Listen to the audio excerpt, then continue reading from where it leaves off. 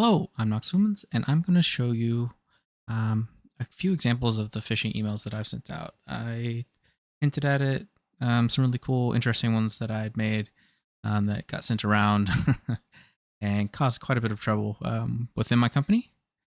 So I'll kind of show you some of them as I'm going through.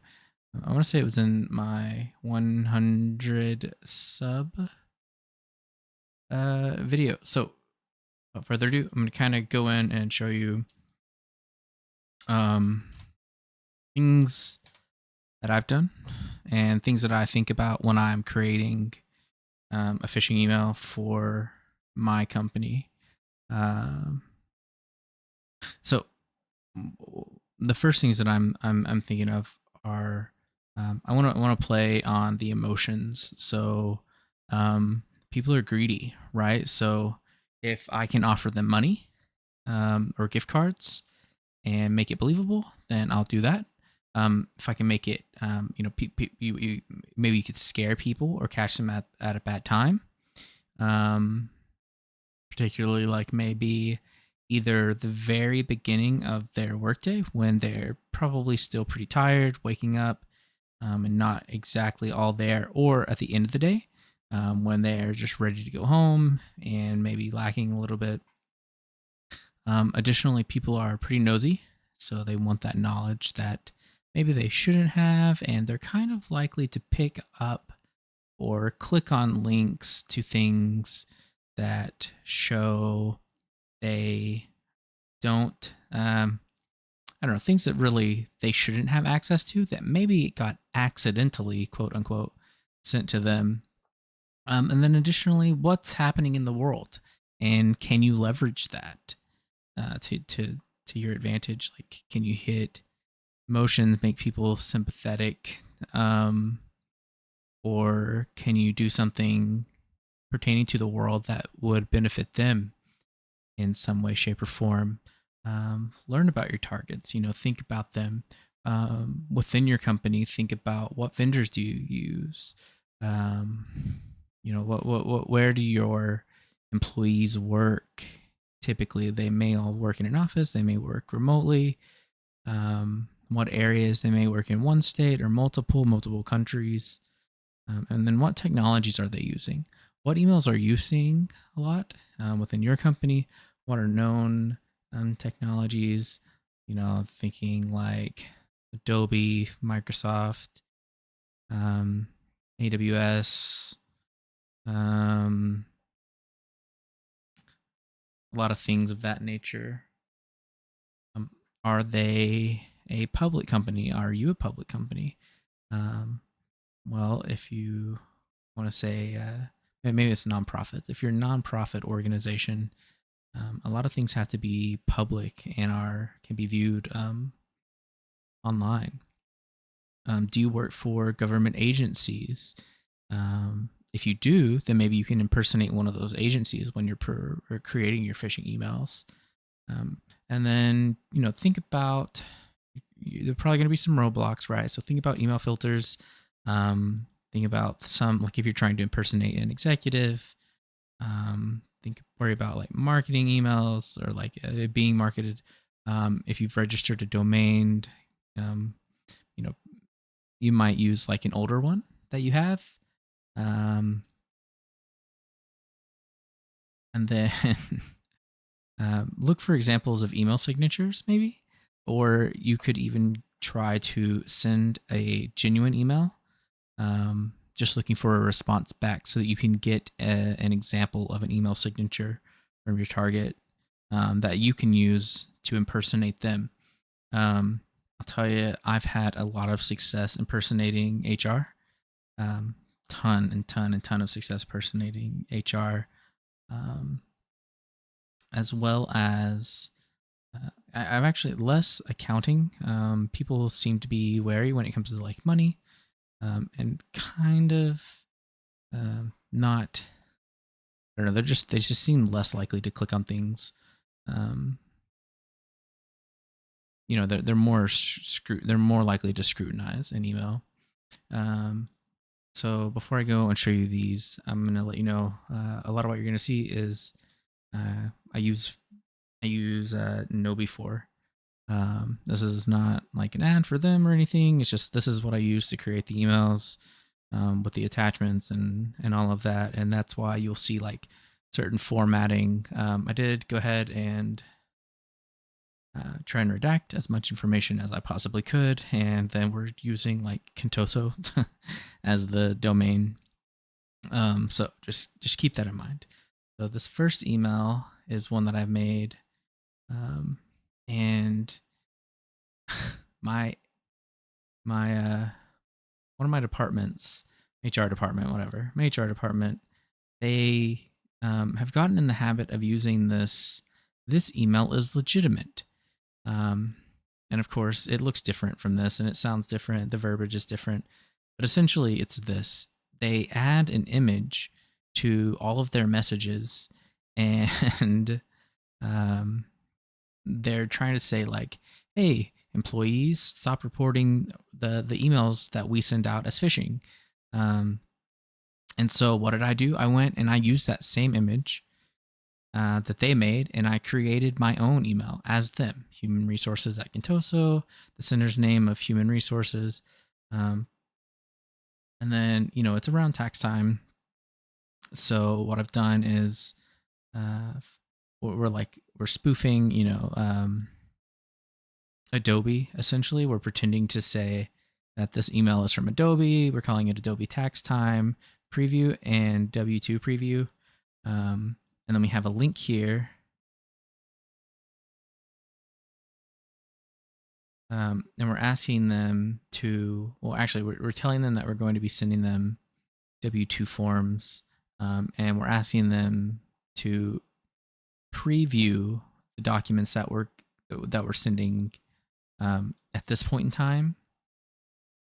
And that we're telling them that the future emails, not this one right here, not this email that we've already sent them, we're telling them that the W2 is going to be coming in a future email from phishing report-it, phishing-report-it at kintoso.adobe.yourcompanydomain.com. And that I'm attaching a preview to this document here. Since it's the first time that that we, the company, are using this service, I wanted everyone to be able to see, what their new W2 is going to look like. And then I copied my HR department's tag. I put our company logo down there, and then put on some information in. And sent and shipped this off. And let me tell you, impersonating your HR department is huge. It's absolutely massive. If you were trying to do like personalized phishing for yourself, I guess if you're doing it for someone else, this is also very, very helpful. Let's move on to another email that I made. So this was quite a while ago, but I figured that this would be a little bit about, people kind of nosy, kind of wondering, like what's going on. I tried to, you can see here where it says remember, I, make it a little bit more, make it easier for them to spot, just less difficult. But I use something that we don't actually have as our human resource email address. This is not representative of that. This is just something I just put in there, as you can see. So hr@kintoso.com, and then the sender's name, Kintoso, and then I added a file. I actually updated the subject as Kintoso dating policy update, and then attached a file as corporate dating policy, and it's a docx file. It's going to run a malicious script when it lands on their computer. Really, all it's going to do is it's a little pop-up that forwards them to a fake phishing domain and tells them that they've got malware, because I kind of want to scare them to teach them. And then if they scroll down a little bit, it tells them, just kidding. This is from your IT department. This is a simulated phishing email, so be wary of that. But in this email, I said one of our employees recently violated Kintoso dating policy. All employees need to use the included link to review organizational policy. Remember, If you're entering into an intimate relationship with another Kitoso employee, it must be reported immediately. If no report is made, all employees involved risk termination. Please review and electronically sign the following document immediately. Um, and then internal affairs orientation, I provided a link in case they wanted to click the link and not download the form to the quote unquote internal affairs document, along with, let's go back, along with, I'm saying it's from the IT department. Why would your IT department send out a dating policy and then again the logo with all of that stuff? So some red flags here. It just says all. It's like we're sending out a corporate dating policy. It's the sender is from HR, but the signature is information technology department. There's misspellings. It's asking them to perform actions quickly. And I did a lot of these things to help them, right? Because the goal of this is to really help them learn more than it is to hurt them. Yes, I do want to be kind of tricksy and put some things in there that make it a little bit more difficult. And, all of these range on difficulty. This one is actually the one that got my entire executive team. I kind of bullied them. You can see here that I sent it to everyone. I sent it to all of them. And, well, not just all of them, not just the executives, but a lot of people, right? My theory in this was, when I created this, is that people are nosy and maybe they want to see how much money my company is making, right? And so I've got this attachment here, the Contoso 2024 California project budget, right? Maybe they're kind of nosy and they want to click on this. Well, that was my theory, and I thought, we work with the state, not California. Just I'm going to kind of bully California today, but I don't work with California. We don't work with California. There you go. You've got 1 out of 50 that you can mark off your map, or can you? But anyway, I took a picture of our governor. This photo here actually came from, this person does not exist. So this person really does not exist, but I went to the website and I grabbed a picture of the governor and I plopped it down here in place. And then I'm just saying, hey, and I looked up the CEO. I mean, actually, I know my CEO's name, but I got the CEO's name, said, hey, CEO, I'm attaching the budget for Contoso's 2024 project list. Confirmation that Contoso can meet these deliverables at the projected cost as required. The state will be releasing the budget at the end of the month, and we need confirmation by the end of business today. So again, I've created some urgency. I've sent it directly to the CEO, and it's pretty bare bones, right? It's not overly pushy. It's really, really bare. So, and the phone number was also fake. So the goal here wasn't necessarily to get my executive team. It was more, I was more targeting employees that were nosy and thinking that if they clicked on this and they downloaded it and they opened it up and it ran its macros and it did this and it did that, then that could be a way to gain initial access, right? And someone that does want to see, oh man, somebody accidentally sent me an email, a budget email that was supposed to go to the CEO. What? Maybe I kind of want to look at this. Yeah, sure, I'll tell somebody about it, but maybe I'll look at this first. And let me tell you, my executives got wind of it. They ended up sending this to, they sent it around to all of them. Every executive sent it to another executive, and they were all very confused, and they were wondering if it was real. And they opened it a whole bunch. They opened it a ton. Eventually, we have a contact within the state, and they reached out to them. They reached out to their IT department, and the IT department was like, well, No, this email is not from us, because of course, if you actually look into the headers, you can see that it's coming from Know Before. So it's pretty obvious if you take a second, you take the time, and you look in there. All of these emails are the same way. They all come from Know Before. You can tell it's always the same thing. It's like kb4.com or something of that nature. Um, but but but honestly, the State Department, the state IT and security teams, they were impressed. They loved it. They were like, "Wow, this is really great. We think that you should continue to do this. This is excellent. This is excellent." Um, but my executives, they didn't really like it too much. They ended up talking to my boss. My boss asked me if it was something I had created. I told him yes. I told him the reason why, that like the way that I saw this is that it could be for someone that was kind of wanted a little bit more knowledge um, about the company, and just wanted to be nosy. And they thought that that was fine, but ultimately what ended up happening is they took me off of it, and we moved over from me creating emails, because damn boy, my emails are great. I got lots of people with them and taught a lot of people a lot of lessons, but um,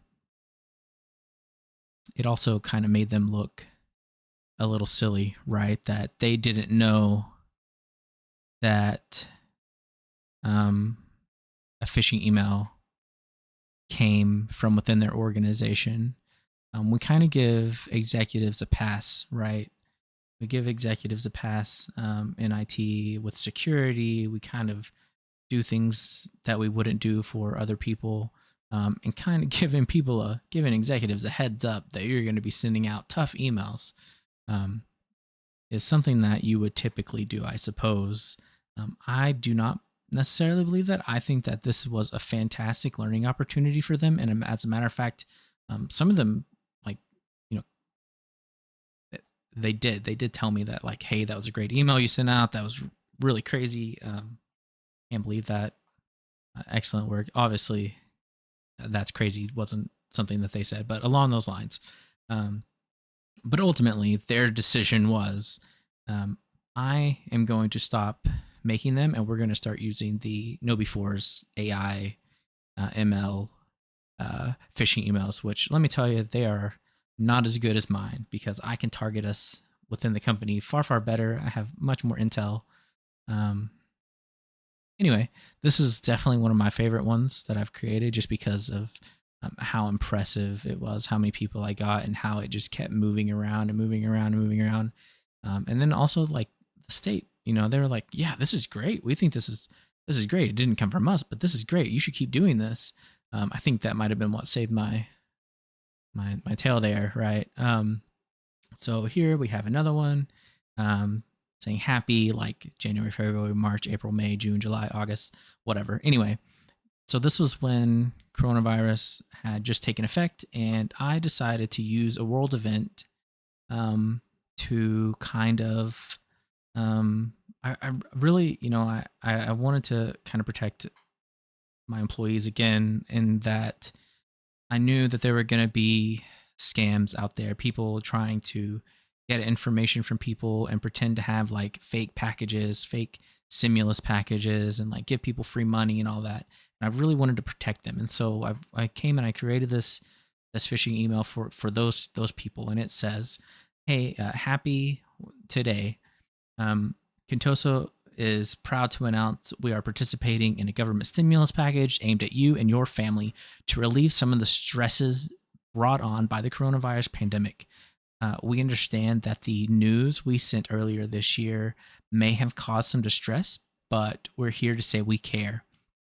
We will be providing all employees that complete the Contoso government stimulus package form with a one-time direct deposit in the amount of $300. Your form must be in by current date." So I think it was actually like the end of the week or something like that. Current date _10. I think it was like the end of the week. And then please follow the link below and fill out the form.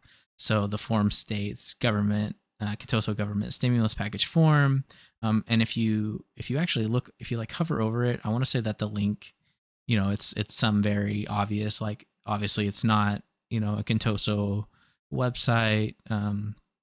It's nothing of that nature. And then again, I'm sitting here, I'm impersonating human resources, the human resource department, because it's exceptionally easy to impersonate them. It's just so easy. And then at the very bottom, um, I've placed like this little blurb, and I was kind of hoping that this would help people to like discern it. If somebody's sitting there and they're reading it and they're actually going through it, they'll read it, and it says there will be a field for credit card, bank account information. Please make sure to provide us with this information so we can direct deposit the funds into your account. Have questions? Well, don't. Right? Don't ask questions. Just don't ask questions. Just give us your banking information. Give us your direct deposit information. Don't have questions. I got a lot of people with this, and it was very emotional for some people. But I want to say that they learned, and I hope that I prevented them from being scammed in the future. That they should be aware that these types of types of um, types of scams exist, where people come and they try to prey on, um, you know, like current events and tragedies and things that are happening, and they say that they're going to help you, and they don't. Right? They come and all they do is they get your banking information, and they really harm you. Um, and the final email that I have here is, as you can see, from Just in Time. So there's a ticketing system um, that we use, and this to me was meant to be like a curiosity almost, where they see that an IT case has been closed by Just in Time for them. And it says, if you read down here, it says the subject is the computer password was changed. Description, their first and last name, is stating that they require a password change. So this is like from a manager or supervisor would put this information in. And then it says status of close. So my thought behind this was that they're going to say, oh my God, uh, I didn't change my password. What is this talking about? What is happening here? And, just because they're very worried about how their password has just been changed, they click on this, and, maybe it sends them to a page and it makes them try to log in, or maybe it does something along the lines of it downloads a file. It just, I don't know. I don't know. It could do any number of things. Just got quite a few people. You can see down in the bottom, I try to get a little goofy with it. Case ID reference, blah, blah, blah, wubba dubba dub dub, reference number. So again, I'm just trying to be funny. And then Just in Time, of course, that's not a real person. Just in Time, if you're out there and you see this, I'm very sorry that you're not a real person, but um, in this case, you were not a real person. So anyway, these are just a few of the emails that I've created. I wanted to show these off. Now let's kind of take another look at some things that I think that might benefit you. So if you're creating phishing emails and you're working for something, let's say you're doing like something for a nonprofit. Nonprofits, I believe that they have to have a lot of their structure and what they're spending their money on, what they what their executive teams make, annual statements, things like what contracts they get, what contracts they've been awarded, are visible online. This is real data from a real company in California. Sorry, California. But we have a full list here of executive and board members. And we could take that and we could impersonate any one of them. If we do more OSINT on them, we could take any of that and move a little further. We can see here like different revenue streams. We might be able to possibly utilize this amount of information in a phishing email. And then let's see. So here we have usaspending.gov. This is another website, and if you're working for like a company that does use a government agency, you may be able to come in here and locate a contract, or probably like a grant that they were given, loan, and then from there you could impersonate, I guess, a government agency as somebody that's working for this loan, and you have information or you need information. and you can even see like how much they've made and all of that. And then when they expire, some of these, look at this, whatever the hell this is, doesn't expire until 2109. Person will probably be long dead, but regardless, this is another free website. All this information, it's just open source, so you can go out there and find it on your own and utilize it. If I were gonna like try to do something along the lines of impersonating a company, I might go to that company's website. Like if I were gonna impersonate Cisco, I might go to their website and grab like their mailing address, maybe a few phone numbers that belong to them, um, any pictures and logos that I can utilize to further impersonate them. Um, when I was making, sorry California Governor, uh, Gavin Newsom, I guess, I don't know. Sorry California Governor. Um, anyway, when I went and I made the one for my governor, I just went and I looked online. I typed in my state and then the governor, and then I found a photo similar to this one, and I just took it. I copied and pasted it. I actually think that I ended up finding one that was straight off of their website, and I utilized that one. Not because all of like most of these would work, right? Specifically, like these where he's just smiling blankly into a camera. Those are definitely going to work if you're trying to impersonate someone like that.